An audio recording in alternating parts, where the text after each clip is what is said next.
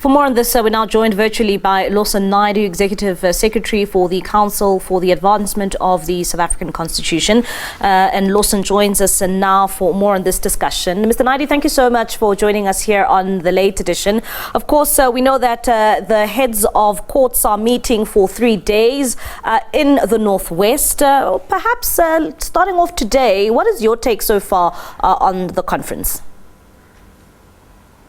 Well, I think it's an important gathering. It's the first time that we've had senior judges from across the country gathering for a conference of this nature, and I think it's a really important occasion for judges to come together, to share experiences, and to chart a way forward for the judiciary in South Africa. As the title of the conference suggests, it's looking at a single judiciary and looking at how this important arm of the state can be truly independent and properly execute the very important responsibility that it has under the Constitution. Very important there coming out from today's conference, and is that opening statement being made by Chief Justice Raymond Zondo when it comes to the calls around the judiciary being captured. Of course, we've heard this over the past couple of years now, and he's even gone out of his way saying that those with evidence should come forward, him criticizing those who continue to say the judiciary is captured. Do you think that he makes a valid point when he says we've called on people to come forward with evidence but nothing so far? Indeed, there have been, lots of allegations that have been thrown around very recklessly, in my view, because they can only serve to undermine public confidence in the judiciary. And as Chief Justice Zondo says, he's made this call during the time that he was chairing the State Capture Commission of Inquiry. And I seem to recall even before that, under former Chief Justice Mokweng also made a similar call when there were allegations that the judiciary had been captured or that individual judges were engaged in corruption. And they have both said that if there is any evidence of wrongdoing by judges, it must be brought forward. The Judicial Service Commission is appropriately enabled to investigate complaints against judges, but none has been forthcoming so far. And we end up in a situation, as we did just a week ago, where yet another report surfaces, which was clearly a work of absolute fabrication, but cast serious aspersions on the integrity of Judge President Dunstan of Mlambo, amongst others. And those documents have no place in a democratic society. They should not be given any credence, as we've said before. But unfortunately, those whose interest is served by undermining the integrity of the judiciary are quite happy to be purveyors of such falsehoods.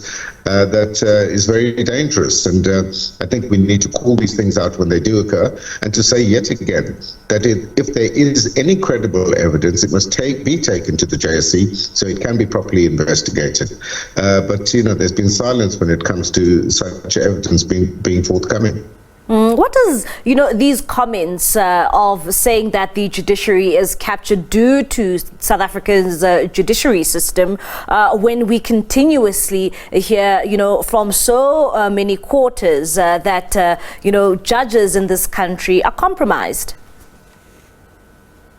Well, we hear that, but again, there's no evidence of that, and it's extremely dangerous when the judicial arm of the state during the heyday of state capture was the one arm of the state that stood firm and upheld the rule of law, ensured that there was accountability and transparency, and we undermine that arm of the state at the peril of our very democracy. So these are incredibly serious allegations that are bandied about, and they should not be tolerated in a democratic society unless one has evidence to back it up. I think the appeal from Chief Justice Zondo today was yet again, either put up or shut up, as it were. These allegations are directed against specific judges, seeking to undermine them, and we know that they play into the hands of certain political forces whose interests lie in undermining the integrity and the impartiality of the judiciary. Mr. Naidoo, going back to this conference which is taking place in the Northwest, I know that during one of the sessions, especially during the interviews of the Chief Justice, a number of the judges who were there were actually calling for a conference of this nature to take place. Why is it so important for judges to come together and to have some sort of dialogue when it comes to the kind of work they do, especially to the betterment of the country? Well, I think it's an important occasion for judges to come together to be able to share their experiences in practice of working in courts around the country, the kinds of challenges that they face in terms of, infrastructure, provision of resources, be it IT,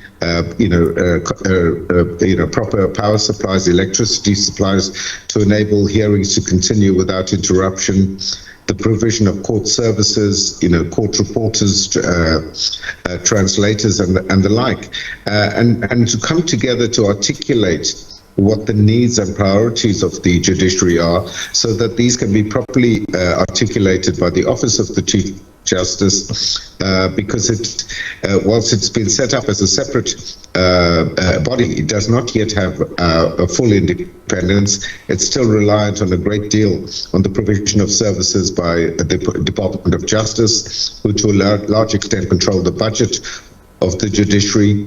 They're dependent on other government departments such as the Public Works Department for court infrastructure and the like. So, bringing together judges from across the divisions, across the country, to share those experiences, to highlight the problems and the challenges that they face, and to craft solutions to those problems so that we can have a more effective judiciary in which access to justice is made easier. There are issues around the capacity of the judiciary as a whole. Given the increased caseload that we've seen in recent years, there's clearly a need for a greater number of judges to be appointed to the bench, but resources need to be found for that. And if the judiciary stands at one, they can engage with government, hopefully, to resolve many of these challenges that they face in their everyday working lives. Okay, and this conference does indeed wrap up on Thursday. What are your expectations for the next 2 days? Well, I think much of the discussions are being held behind closed doors, as they ought to be. But we'll see when the resolutions of the conference are announced at the conclusion of the conference what has been agreed.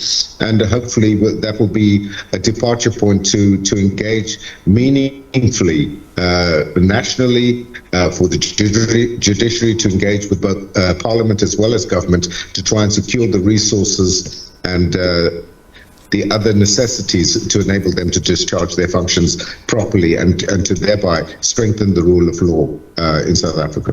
Mr. Naidoo, thank you so much for your time here in SABC News. That is Lawson Naidoo, the Executive Secretary of the Council for the Advancement of the South African Constitution.